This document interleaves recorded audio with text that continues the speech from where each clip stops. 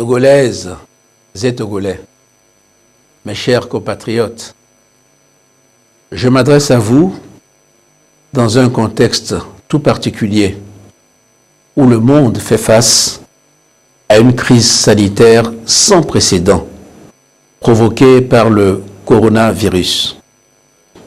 La pandémie n'épargne aucun continent, aucun pays. À l'heure où je vous parle, le monde compte plus de 40 000 morts et près d'1 million de personnes infectées. Malgré les dispositions prises çà et là, le nombre de cas confirmés de Covid-19 continue d'augmenter. La pandémie poursuit sa course folle et dévastatrice, bouleversant toutes les certitudes.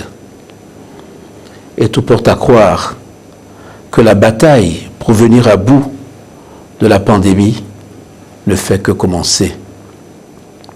Notre pays est également touché par cette pandémie. À ce jour, nous recensons 36 cas de contamination, dont 24 sont en traitement et 10 guéris. Cette maladie a malheureusement ôté la vie à 2 de nos compatriotes. Je salue ici la mémoire des disparus et présente à leurs familles, à leurs amis et collègues, les condoléances de tout le peuple togolais. La situation est de toute évidence inquiétante face à un virus particulièrement dangereux. Je comprends donc qu'elle suscite des peurs et des angoisses. Mais je voudrais vous rassurer que cette bataille, nous la mènerons et nous la gagnerons ensemble. Avant la survenue du premier cas dans notre pays, nous avions déjà appréhendé le mal et mis en place un comité de crise que je préside et qui se réunit régulièrement pour évaluer la situation et prendre les décisions qui s'imposent. Par ailleurs, j'ai institué par décret une coordination nationale de gestion de la riposte au Covid-19. Elle est chargée d'assurer la coordination interministérielle de la mise en œuvre des décisions du gouvernement. Elle est l'échelon intermédiaire entre le comité stratégique et les différentes forces engagées dans la riposte au niveau des préfectures. Aussitôt le premier cas confirmé, nous avons pris des mesures de prévention et de restriction pour limiter la propagation du coronavirus dans notre pays et protéger nos populations. Suspension des vols internationaux en provenance des pays à haut risque. Fermeture des frontières, des écoles, des universités et des lieux de culte. Interdiction des rassemblements. Réquisition d'établissements hôteliers pour accueillir les cas suspects. Bouclage de certaines préfectures de notre pays, etc. Des structures sanitaires sont identifiées sur toute l'étendue du territoire pour accueillir les personnes testées positives au coronavirus. J'ai instruit le gouvernement de renforcer les moyens de ces structures pour faire face à la situation.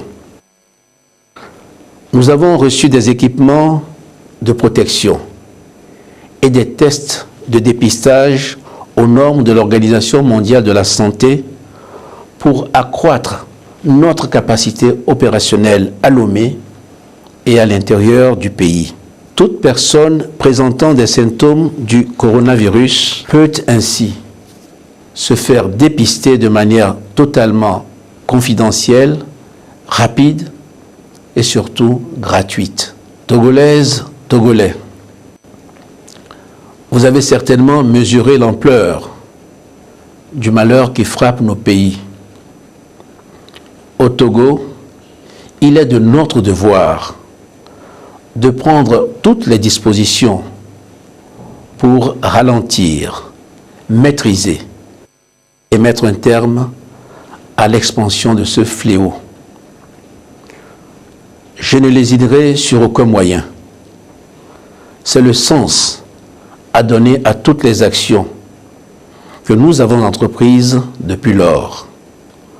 Et c'est dans cet esprit que nous avons mis en place un collège scientifique dont la mission est de nous éclairer sur les meilleures dispositions à mettre en œuvre et les protocoles à utiliser pour soigner nos malades. Mes chers compatriotes, face à la pandémie, notre stratégie est d'intensifier la surveillance et les tests en laboratoire, de sorte que les porteurs du virus puissent être rapidement identifiés et pris en charge de manière adéquate afin de rompre la chaîne de transmission. Pour démultiplier les dépistages, nous renforcerons le dispositif, d'une part avec l'acquisition de tests rapides et d'autre part avec des laboratoires mobiles à l'intérieur du pays. Le gouvernement a pris par ailleurs toutes les dispositions pour doter les personnels soignants qui sont au front de matériel de protection afin d'éviter qu'ils soient contaminés. Et ceci se fera de manière permanente tout au long de la bataille que nous menons ensemble contre le virus. Je voudrais ici rendre hommage au personnel soignant pour les sacrifices et le dévouement dont ils font preuve en ces moments difficiles. Je comprends qu'il y a eu des moments de doute, de frustration et même d'inquiétude au début de cette crise. Mais je voudrais les rassurer que toutes les dispositions sont désormais prises pour les accompagner et les soutenir dans leur délicate mais salvatrice mission. Mes chers compatriotes, la pandémie du coronavirus nous impose des défis exceptionnels, d'immenses sacrifices.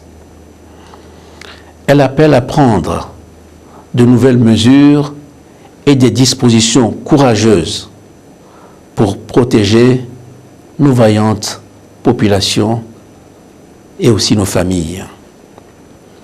C'est ainsi que pour aller plus vite et plus loin dans la prise de décision, le gouvernement a sollicité et obtenu, conformément aux dispositions de l'article 86 de la Constitution, une autorisation de l'Assemblée nationale pour une période de 6 mois, afin de pouvoir prendre par voie d'ordonnance toutes les mesures nécessaires à la lutte contre la pandémie de Covid-19 et ses effets. Face à la gravité de la situation et en conformité avec les dispositions constitutionnelles, je décrète l'état d'urgence sanitaire au Togo pour une période de 3 mois. Cette disposition de notre Constitution, jamais mise en œuvre dans l'histoire récente de notre nation, est la preuve, s'il en était, de la gravité de la situation à laquelle nous sommes tous confrontés. L'état d'urgence nous permettra d'adopter des mesures exceptionnelles de riposte sanitaire et de police générale qu'impose les circonstances actuelles. Un couvre-feu sera mis en place à compter du 2 avril 2020, et ce, jusqu'à nouvel ordre, entre 19 h et 6 h du matin. J'ai donné à cet effet des instructions au gouvernement pour réajuster les horaires de travail pour qu'elles en tiennent compte. Les restrictions de circulation et de regroupement qui découleront de l'état d'urgence visent à contenir l'épidémie afin de pouvoir mieux l'endiguer.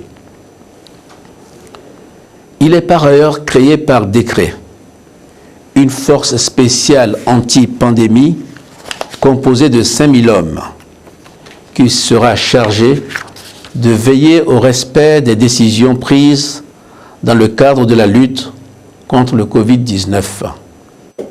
Il s'agira d'une force mixte composée des forces de défense et de sécurité, sur le modèle déjà bien connu de la force sécurité élection.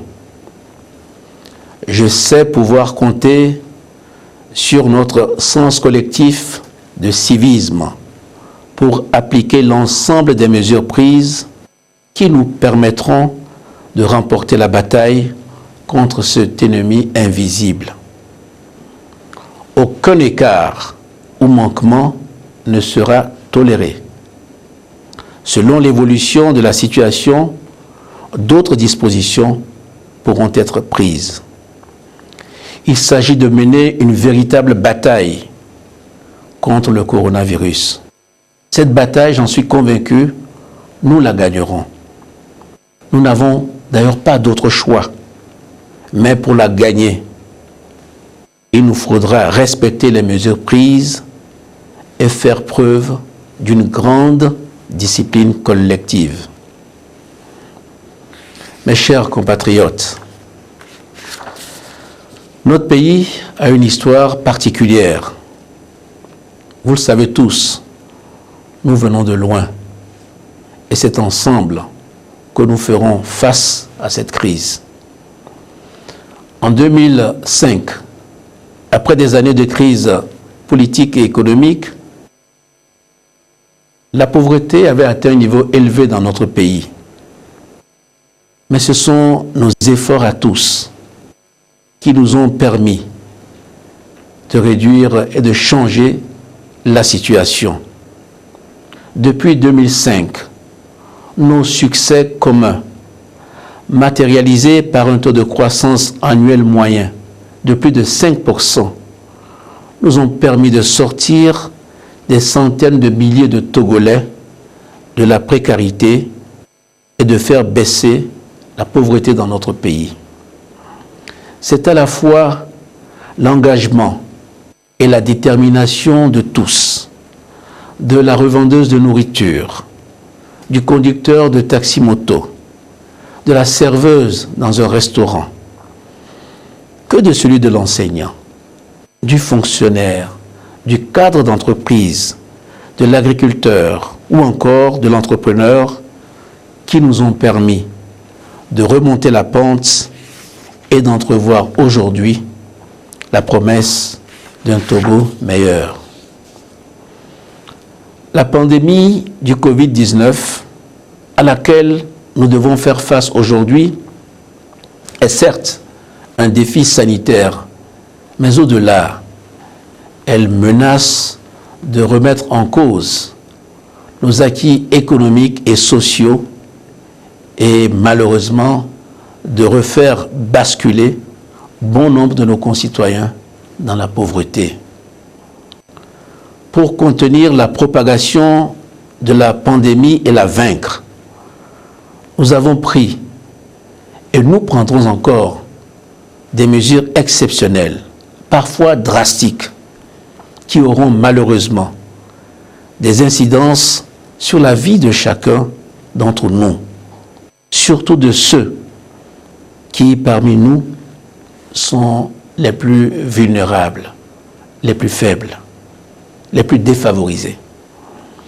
Nous sommes face à un risque de retour en arrière, de résurgence de l'extrême pauvreté, mais j'ai foi que plus que jamais, ensemble, nous prendrons le dessus.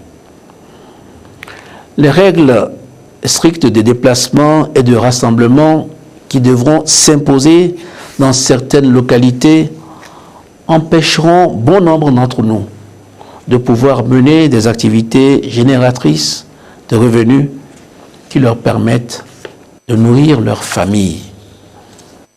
Je tiens à leur dire que la collectivité nationale, la solidarité nationale seront là pour les soutenir et les aider à faire face, afin qu'ensemble, nous puissions gagner le combat contre le Covid-19. C'est la raison pour laquelle nous allons lancer dans les tout prochains jours un programme de transfert monétaire pour aider nos concitoyens qui seront les plus affectés par la crise et les mesures annoncées. Nous allons également rendre gratuit pour 3 mois l'eau et l'électricité pour les tranches sociales. Nous voulons affirmer que face à cette épreuve, la solidarité nationale sera au rendez-vous pour aider les plus démunis d'entre nous. Aucun Togolais ne sera laissé pour compte dans cette bataille que nous engageons ensemble. C'est pour cela que j'ai demandé au gouvernement d'étudier toutes les possibilités pouvant nous permettre de préserver au mieux l'activité économique des conséquences de la crise. Nous prendrons en relation avec les institutions de l'Union économique et monétaire ouest-africaine des mesures pour soutenir les entreprises, en particulier les petites et moyennes entreprises affectées par les conséquences de la pandémie. Nous attacherons une importance particulière à la situation de nos jeunes entrepreneurs qui viennent de lancer leurs activités, et ce de façon courageuse. Mes chers compatriotes, cette crise ne doit pas nous faire perdre de vue les objectifs fixés par le plan national de développement. C'est pour cela que nous mettons en place des mesures spécifiques d'accompagnement pour soutenir la production agricole et assurer l'autosuffisance alimentaire dans notre pays. La réflexion est également en cours avec le secteur privé en vue de l'adoption de mesures de soutien à la consommation, à la production et surtout à la sauvegarde de l'emploi. J'ai dès à présent demandé au gouvernement d'étudier la situation fiscale des entreprises au cas par cas, notamment celles qui sont les plus exposées aux conséquences de la crise. Pour financer toutes ces mesures socio-économiques, j'annonce la création d'un fonds de solidarité nationale et de relance économique de 400 milliards de francs CFA. Ce fonds sera alimenté par l'apport du gouvernement, les mobilisations auprès des partenaires internationaux, secteur privé national et international, et de toutes les bonnes volontés. Togolaises, Togolais, ces derniers jours, j'ai pu, une nouvelle fois, apprécier la compétence et la détermination des Togolaises et des Togolais autour d'une cause nationale. Permettez-moi de saluer ces femmes et ces hommes, médecins, scientifiques, journalistes, acteurs politiques et de la société civile, députés, élus locaux, autorités traditionnelles, artistes, forces de défense et de sécurité, leaders religieux, qui œuvrent inlassablement pour que notre pays sorte victorieux de cette épreuve difficile. Je convie l'ensemble de la population au respect rigoureux des dispositions prises dans l'intérêt de tous. Chaque citoyen doit veiller au respect des mesures annoncées par le gouvernement dans sa famille, mais aussi dans son milieu professionnel. J'en appelle donc à la responsabilité des personnes présentant des symptômes de cette maladie pour qu'elles prennent d'elles-mêmes des mesures de quarantaine et contactent les autorités sanitaires pour une prise en charge adaptée. J'invite les forces de l'ordre à veiller dans le cadre de la loi à la sécurisation des personnes et des biens partout sur le territoire national. Je remercie les partenaires du Togo pour leur soutien et leur accompagnement dans cette épreuve commune. Je témoigne de mon admiration à toutes les bonnes volontés qui se mobilisent spontanément aux côtés du gouvernement pour venir en aide aux personnes les plus affectées par les conséquences de la pandémie. Nous resterons à l'écoute des propositions constructives visant à permettre au Togo de remporter ce combat. Plus que jamais, nous devons adopter les gestes barrières et les comportements d'hygiène et de prévention. Se laver régulièrement les mains à l'eau et au savon ou avec du gel hydroalcoolique, éviter au maximum les contacts physiques, tousser dans le coude, composer le 111 en cas de besoin d'assistance ou d'informations crédibles, limiter au strict nécessaire nos déplacements et garder les bonnes distances pour rompre la chaîne de transmission du virus. Nous gagnerons cette bataille, mes chers compatriotes, comme d'autres pays, en étant disciplinés et responsables. Togolaises et Togolais, face à cet ennemi, nous n'avons aucun autre choix que celui de combattre et de vaincre. Nous devons faire front contre le coronavirus, car notre salut en dépend. Notre force réside dans l'anticipation et la prise de décision, de mesures et de dispositions énergiques afin d'endiguer la propagation de la pandémie. J'ai pour ma part la ferme conviction que nous gagnerons aussi vite que possible cette lutte si, je dis bien si, nous mettons en avant la grande maturité qui nous caractérise et dont nous avons toujours fait preuve. La dignité, la discipline et le courage démontrés constituent les marques incontestables de notre pays. Une nation déterminée et prête à relever les grands défis pour un futur de prospérité et de progrès. Que Dieu protège et bénisse notre cher pays, le Togo. Je vous remercie.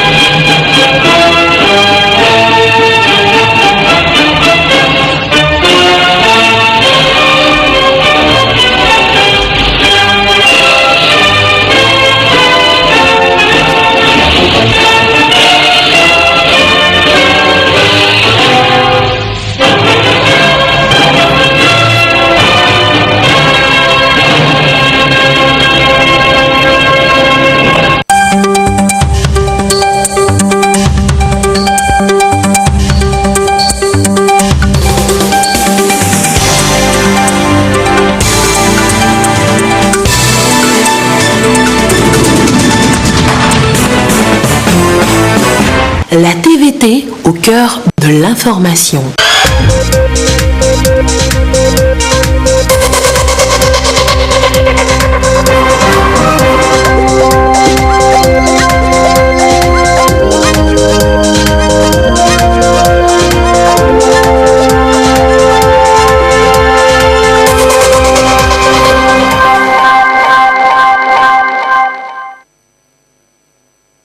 Mesdames, Messieurs, bonsoir.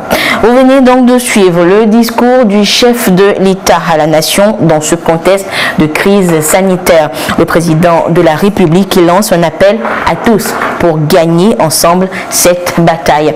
Et pour cerner les grandes décisions prises par le chef de l'État ce soir, nous recevons sur ce plateau plusieurs membres du gouvernement. Et nous avons déjà installé sur ce plateau le ministre en charge de la sécurité, le général Yark Damheim. Monsieur le ministre, bonsoir. Bonsoir, madame. Monsieur le ministre, nous avons suivi ensemble le discours du chef de l'État qui institue un couvre-feu qui prend effet à partir de demain, 2 avril. Alors, comment cela sera-t-il mis en œuvre? Merci beaucoup. Je voudrais d'abord revenir dans les circonstances. Vous savez que depuis le 6 mars, notre pays a enregistré ses premiers cas de Covid-19. Ses premiers cas de coronavirus, ouais, avec les conséquences qui sont suivies. Aujourd'hui, nous sommes à une trentaine de cas. Ça prend de l'ampleur. Ça prend de l'ampleur. Donc, le chef de l'État, dans son message à la nation, a décidé qu'il y ait un couvre-feu qui commence à partir de demain, de 6h à 19h. Le couvre-feu, dans un premier temps, va concerner le Grand Lemay. Vous savez que Lemay est devenu l'épicentre pour ces cas dans notre pays. Donc, le couvre-feu va concerner le Grand Lemay. Et si il y a besoin, on pourra l'étendre aux autres préfectures. Et c'est vrai que c'est une mesure vraiment exceptionnelle. C'est une mesure exceptionnelle. C'est une mesure exceptionnelle. Je ne sais pas depuis quand datent les derniers couvre-feux dans notre pays. Et certains, peut-être depuis 20 ans, n'ont jamais connu de couvre-feu. Aujourd'hui, le président l'a dit, pour gagner cette bataille, il faut des grands remèdes. Et un des remèdes, c'est instaurer le couvre-feu.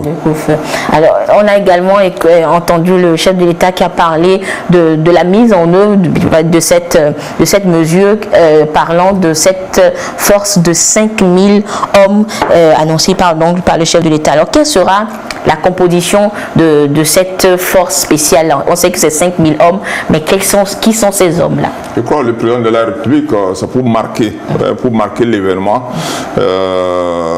qu'il a décidé de faire créer une force spéciale anti-pandémie de 5000 hommes et femmes.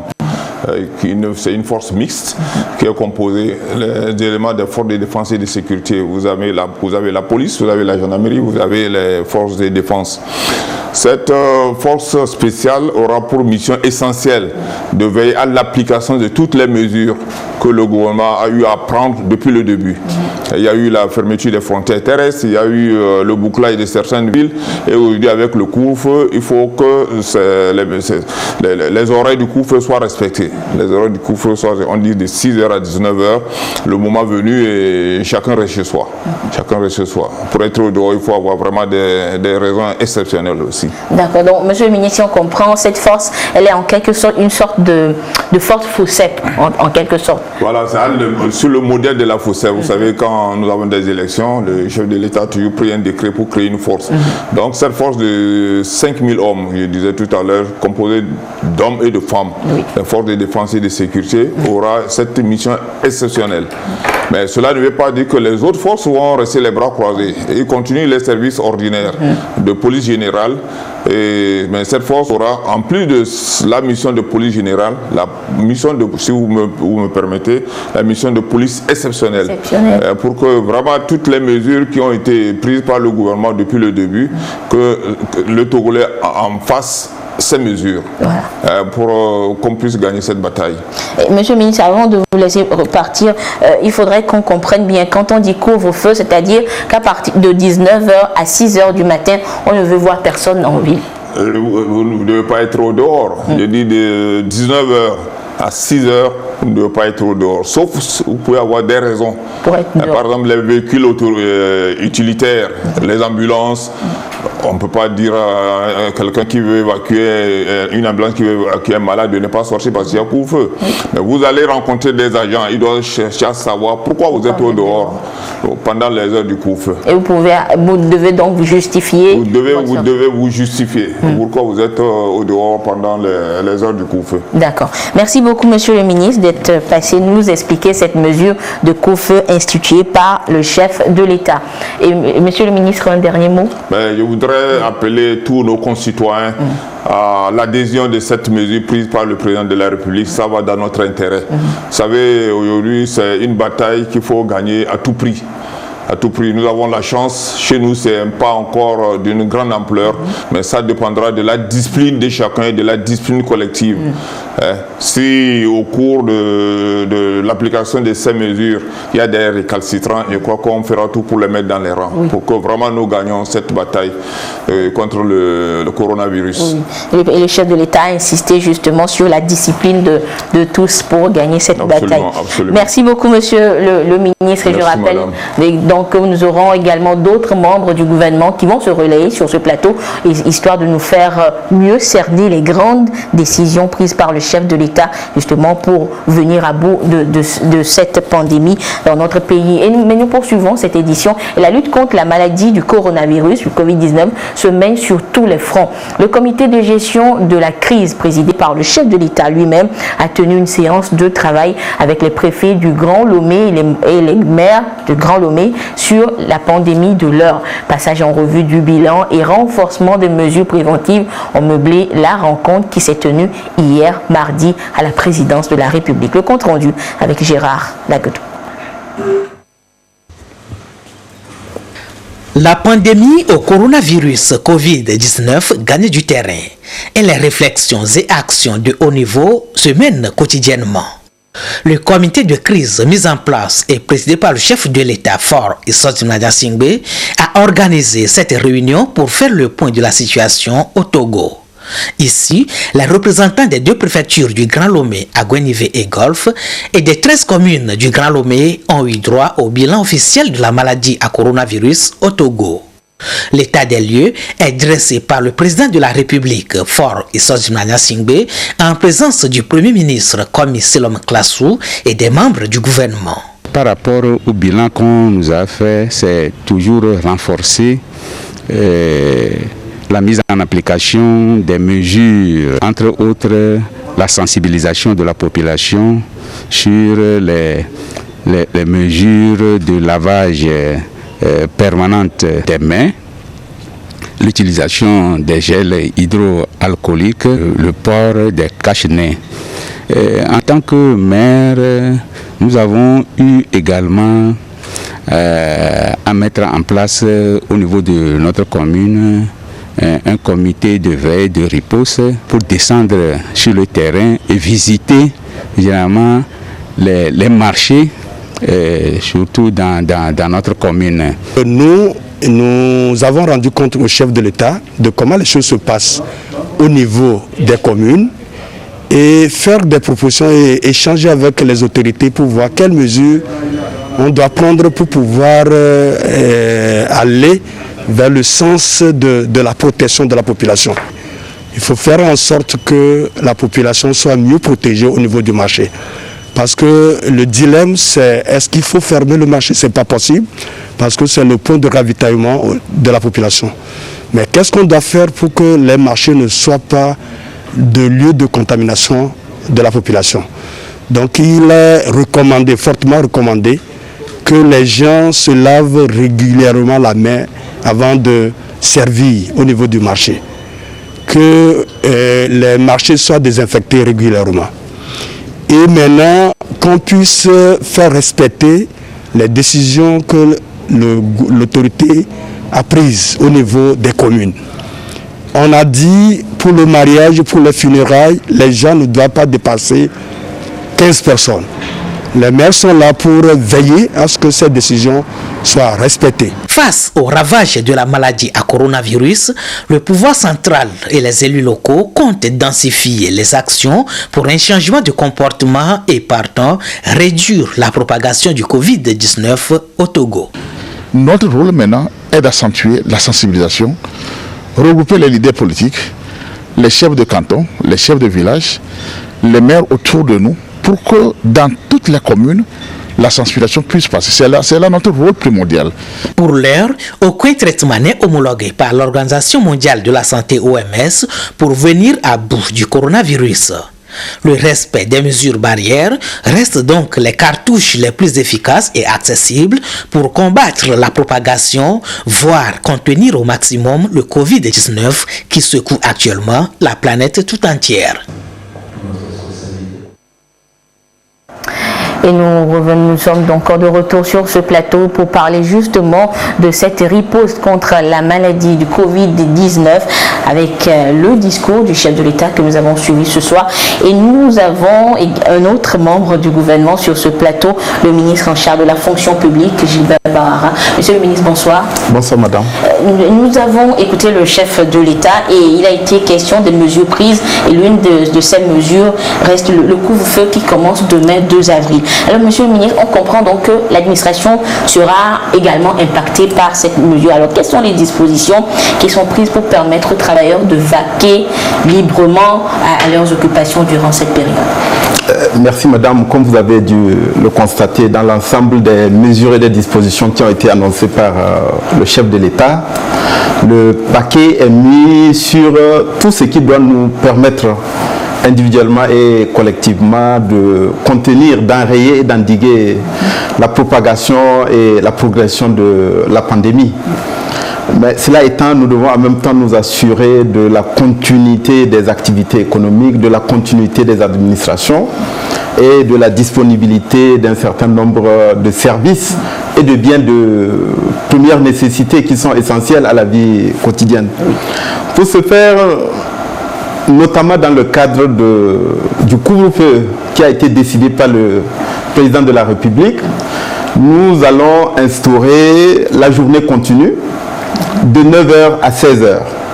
Parce qu'il faut laisser la possibilité aux ménages, à la population, après la fin du couvre-feu, notamment qui est 6h, de pouvoir s'apprêter et aller dans les services et terminer le service à temps pour pouvoir regagner le foyer et les maisons avant le début du couvre-feu qui est fixé à 19h. Alors, nous encourageons, dans le cadre de ce couvre-feu, mais de manière générale, nous encourageons non seulement les administrations et les services publics, mais également tous les milieux professionnels, les entreprises, à essayer de privilégier le télétravail, la réduction des activités, la réduction du temps du travail, et également à tenir compte du fait que les mesures de distanciation qui ont été décidées, la nécessité d'éviter la promiscuité et la proximité entre les personnes, y compris dans les services et sur le lieu du travail, il faut veiller à ce qu'il n'y ait pas d'engorgement dans les locaux, dans les services, dans les entreprises, dans les milieux professionnels. Et pour cela, il faut envisager une réorganisation du travail. C'est d'ailleurs pourquoi je dis qu'il faut envisager la réduction des activités, la réduction du temps du travail. Et pourquoi pas, lorsque c'est possible, mettre en place un système de rotation par groupe ou par équipe pour alléger la présence de beaucoup de monde dans les locaux et éviter la présence d'une forte... d'un grand nombre, soit de travailleurs, de fonctionnaires ou alors des usagers et des citoyens qui viennent pour obtenir des prestations et des services. D'accord. Et parlons justement d'éviter les contacts. Alors, monsieur le ministre, est-ce qu'il sera possible également de s'approvisionner dans les marchés? Les marchés resteront ouverts? Bien entendu. La priorité des priorités en ce moment, c'est la lutte contre la pandémie, mais il faut maintenir la chaîne de production, de transport et d'acheminement de tous les biens, notamment des biens essentiels, des biens agricoles, des biens alimentaires.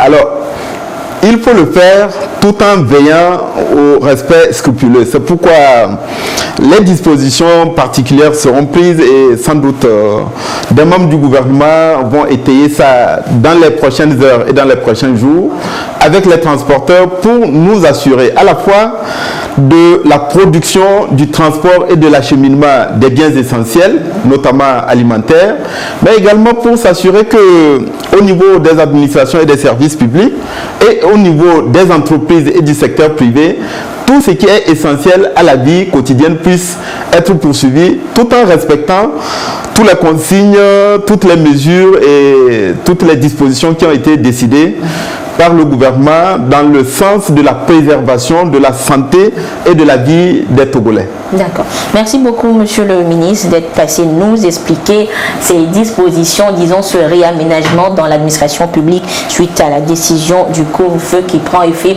à partir de demain, 2 avril. Je rappelle donc que c'était le ministre de la fonction publique qui était avec nous sur ce plateau.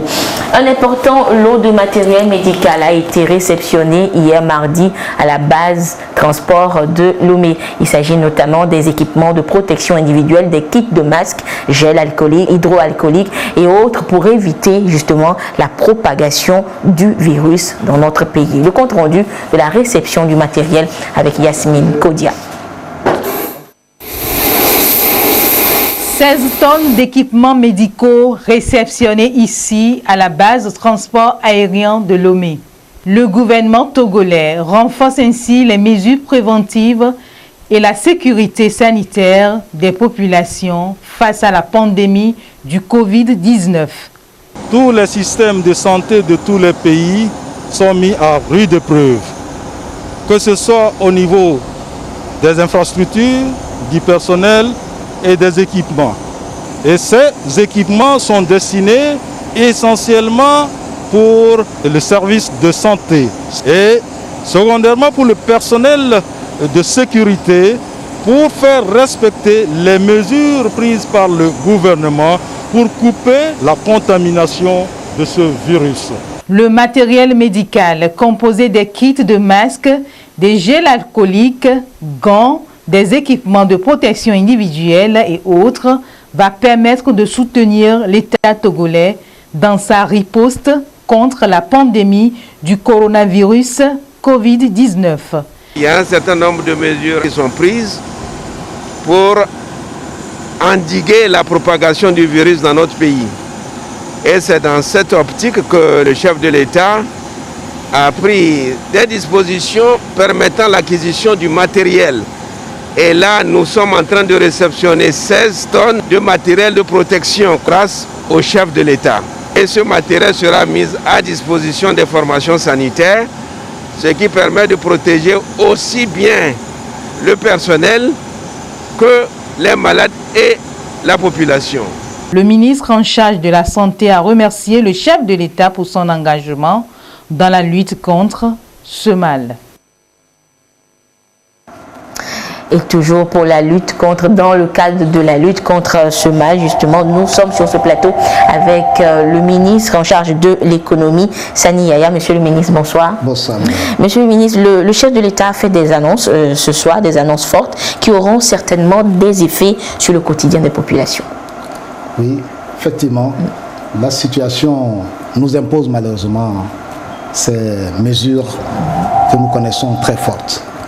Mais le chef de l'État, elle l'a dit, aucun Togolais, aucun citoyen ne sera laissé de côté. Donc ainsi, pour juguler cette crise au plan social, le président de la République a pris des mesures pour renforcer en tout cas la consommation et la demande. Donc les transferts, il a donné des instructions pour que les transferts monétaires soient renforcés et étendus au plus grand nombre. Par ailleurs, le président de la République a également demandé que les factures d'eau et d'électricité soient gratuites durant toute la période de 3 mois. Ce qui représente un montant très important sur le budget de l'État, mais c'est une période où la solidarité doit s'affirmer et le président de la République donne la voie à suivre. Ensuite, le président de la République a également fait réduire les frais de branchement de 75 000 francs CFA à 25 000 francs CFA pour ce qui concerne l'eau. Pourquoi? Parce que l'une des mesures préventives importantes, c'est se laver les mains. Tout le temps. Donc, il faut donner accès à l'eau aux populations. Et donc, il y a 5 000 demandes de branchement qui attendent et ces 5 000 demandes de branchement seront facturées à 25 000 francs. Au lieu de 75 000 francs. D'accord. Et après les populations, Monsieur le ministre, les entreprises également se posent des questions. Quel sera leur sort? Merci. Comme vous l'avez constaté, le chef de l'État a fait un message très équilibré. Aussi bien au plan social, il a pensé aux ménages, à la consommation des ménages, mais aussi bien du côté donc, de l'offre, il a pensé aux entreprises. Ainsi, des instructions ont été données d'ores et déjà à l'OTR de suspendre toutes les procédures de recouvrement en cours durant toute la période de la pandémie, de la crise, de suspendre aussi les redressements fiscaux et les pénalités en ce qui concerne les retards dans les paiements des impôts. Par ailleurs, le chef de l'État a également pris d'autres dispositions qui concernent les PME, PMI, en relation bien sûr avec la BCEAO, de sorte à ce que les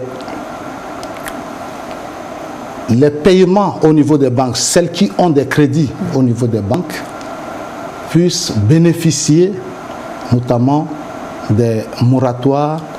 La BCEAO discutera avec les banques pour définir un dispositif d'accompagnement de ces PME, PMI et même des grandes entreprises, de sorte à ce que tout le monde se retrouve dans ces mesures-là et puisse passer ce temps de crise. D'accord.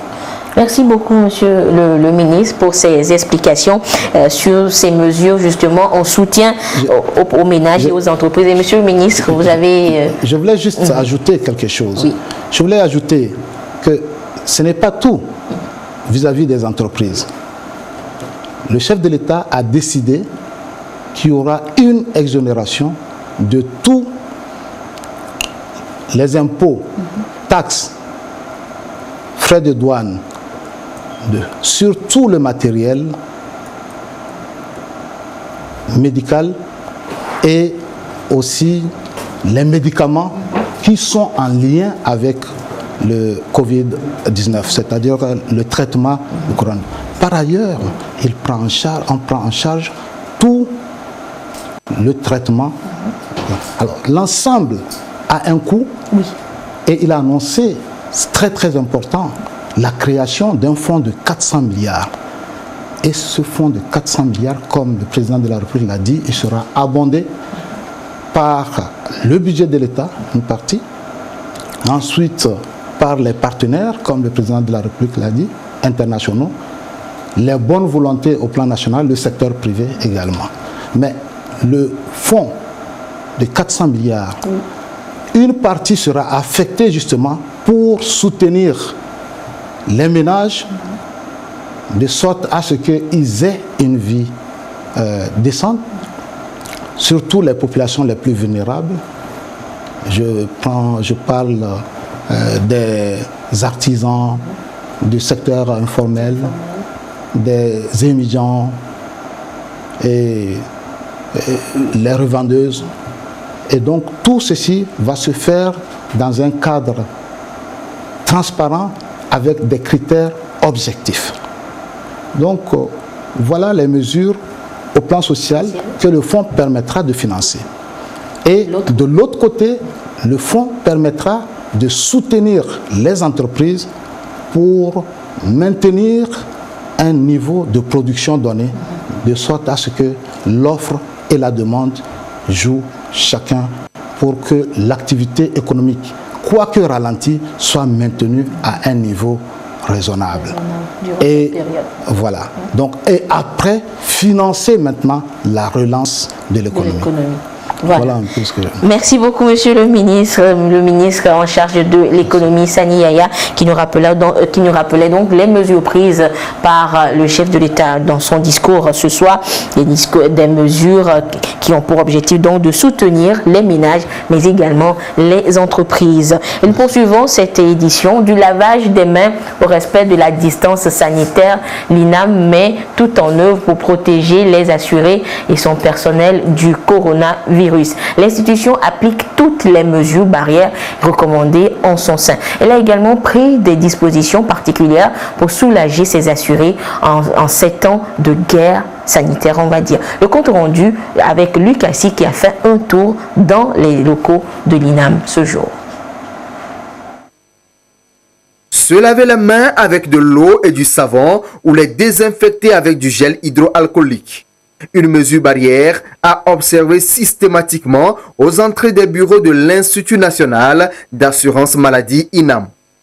Tchédeli Tchala, cet assuré de l'INAM, est ici soumis à l'exercice avant de se faire servir. Quand je suis venu, on m'a dit de laver les mains, de prendre le torchon pour nettoyer mes mains et porter le masque avant de rentrer à l'intérieur chez le personnel de l'INAM. Tout le peuple doit prendre acte des conseils des médecins pour le port des masques, pour le lavage des mains et ne pas rester là où il y a assez de personnes. C'est une bonne initiative de nous laisser le désinfectant ou bien de désinfecter nos mains d'abord avant de rentrer chez les femmes qui nous accueillent au niveau de l'INAM. Ça nous protège contre le coronavirus et ça nous aide aussi de continuer ce genre de choses dans nos maisons, de pouvoir se désinfecter, de montrer aux enfants, à nos maris, comment faut-il faire pour éviter ce virus. L'institution ne s'arrête pas là. En plus des assurés, elle a pensé aussi à la protection de ses agents. Un dispositif est mis en place pour préserver son personnel contre la contamination. Les employés se sentent en sécurité à chaque fois qu'ils franchissent le seuil de leur bureau. À chaque fois, en venant au boulot, on vient la peur au ventre. Mais comme nous sommes assimilés au personnel de santé, nous devons être là pour aider les assurés à aller mieux. Et je dirais qu'avec ces mesures barrières et Dieu aidant, nous sommes toujours en sécurité. Quand nous arrivons, premièrement, nous avons les seaux d'eau au dehors, nous avons des désinfectants. Et quand nous rentrons, après nous avoir désinfecté les mains, nous avons des masques et des gants que nous utilisons. Donc, nous utilisons des masques chirurgicaux que nous changeons après chaque 2 heures du temps, ainsi que les gants. Nous n'allons pas en contact avec les assurés. Quand quelqu'un vient, il s'assoit. Déjà, il y a cette barrière qui nous protège. La personne dépose son dossier et à l'aide de mon gant, je prends ça. L'initiative intègre une séance de sensibilisation de 10 à 15 minutes à l'endroit des assurés chaque matin. Aujourd'hui, ils ont été entretenus sur les masques, leur utilisation et usage. Pour porter le masque, il y a plusieurs étapes. Laver les mains avec de l'eau, du savon ou à défaut à l'aide de solutions hydroalcooliques. Après, il faut toujours vérifier, nous parlons du masque chirurgical bien sûr, vérifier l'étanchéité du masque, en particulier s'il n'y a pas de trou sur le masque. Après avoir vérifié, il faut localiser un bord rigide. Parce que le masque a toujours 2 bords, un bord qui est rigide. Donc c'est le bord rigide qu'on doit mettre sur le nez. Et l'autre bord qui doit couvrir la bouche et le menton. Et le masque doit être mis à partir des cordes. Et une fois que le masque est posé, éviter donc de porter la main sur la face antérieure du masque. Le retrait se fait toujours à partir des cordes. On retire le masque et on le jette dans une poubelle. Après l'avoir jeté, il faut aussi laver les mains avec l'eau et le savon ou à défaut à l'aide de solutions hydroalcooliques. Les bavettes peuvent être utilisées par le citoyen lambda qui sort de sa maison et il se protège. Et ce que nous leur recommandons, c'est qu'une fois retourné à la maison, les bavettes doivent être désinfectées avec de l'eau chaude. Donc il faut mettre les bavettes dans de l'eau chaude et après le laver à l'eau et le savon et on peut le réutiliser comme ça. Des affiches ont également été postées pour orienter les clients qui arrivent. Au niveau des salles d'accueil également, on a réaménagé donc les salles d'accueil pour respecter donc la distance entre les clients qui arrivent. Un contrôle est donc effectué par des agents désignés pour s'assurer de l'application effective de toutes ces mesures barrières mises en œuvre ici. Des dispositions particulières sont prises aussi par l'INAM pour faciliter l'accès à ces services aux assurés. C'est d'exonérer les bénéficiaires de façon provisoire du contrôle de la validité des cartes à travers les vignettes qui sont apposées sur les cartes d'assurés. Donc quand un malade va à l'hôpital, même si sa vignette est arrivée à expiration, il va pouvoir être pris en charge, à condition que cette expiration ne date pas de plus d'1 an. Ça veut dire que si votre vignette est expirée en 2018, vous êtes obligé de venir à l'INAM.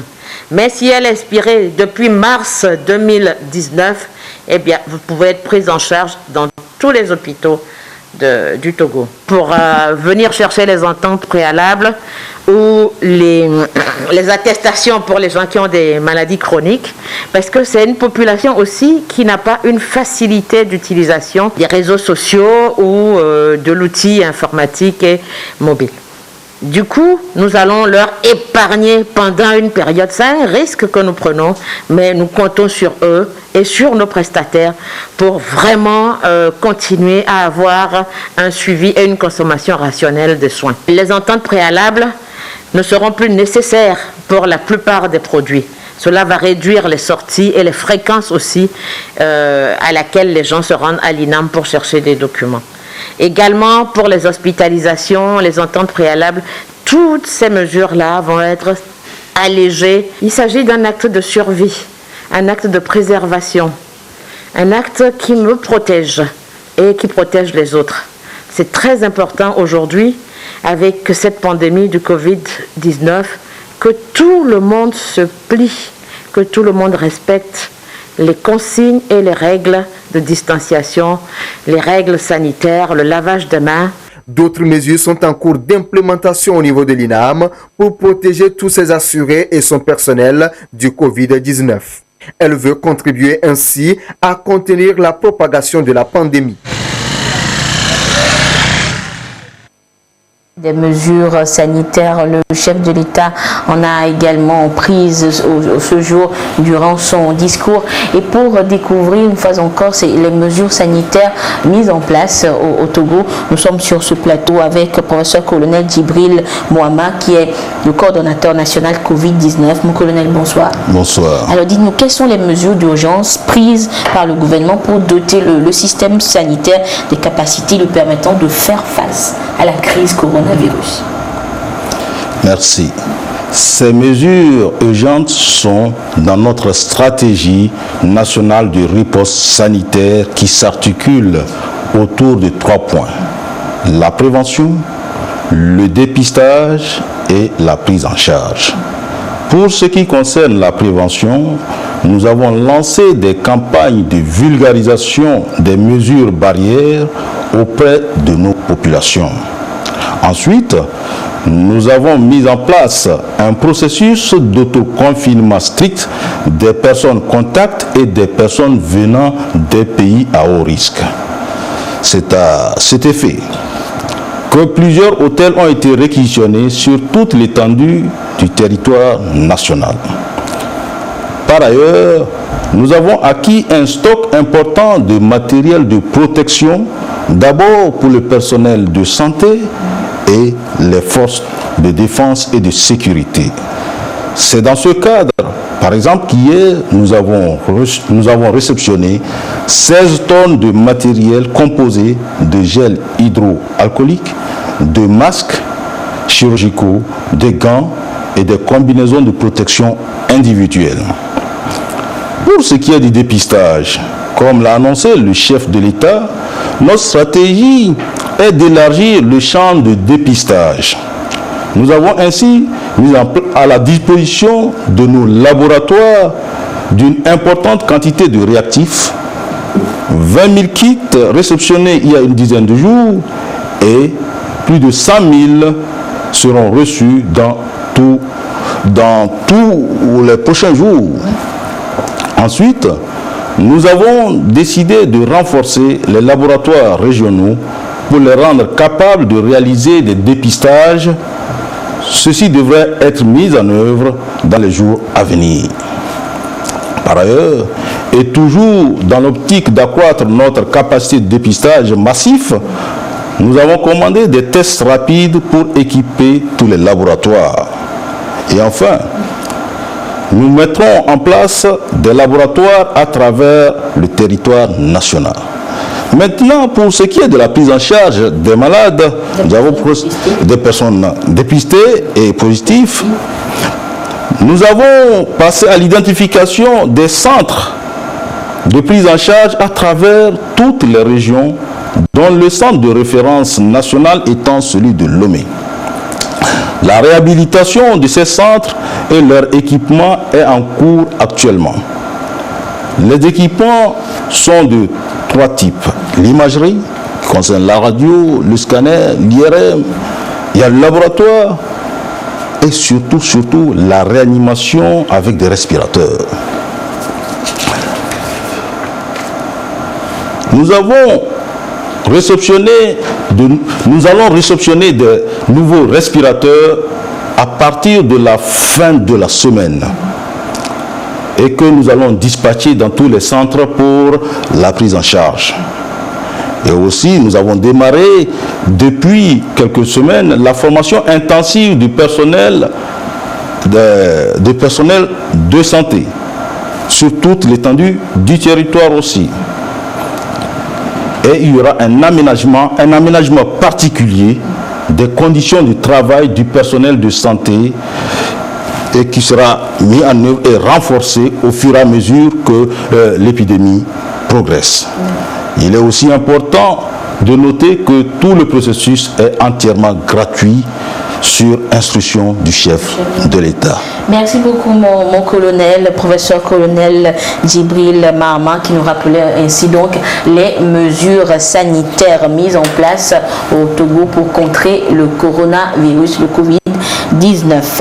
L'Agence nationale de la sécurité alimentaire du Togo ANSAT a procédé hier mardi à l'achat de 30 tonnes de riz blanc. À travers cette opération, l'agence veut disposer de riz en stock pour permettre de couvrir les besoins éventuels des populations durant cette période de crise sanitaire de la maladie à coronavirus qui secoue le monde entier dans le Togo. Le compte rendu avec Sonia Aminikbo.